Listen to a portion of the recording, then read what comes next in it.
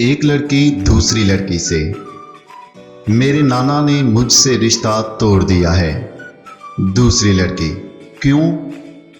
पहली लड़की, उन्होंने कहा मूंगफली में दाना नहीं, हम तुम्हारे नाना नहीं।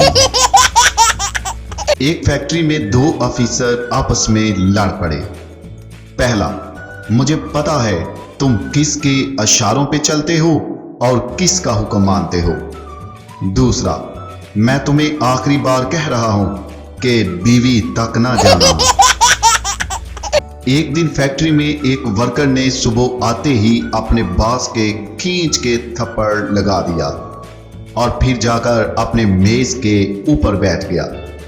थोड़ी देर बाद उसका एक दोस्त आया और उसने हंस कर कहा, यार सॉरी, कल रात मैंने तुमसे मजाक किया था कि तुम्हारा 1 करोड़ का इनाम निकला है।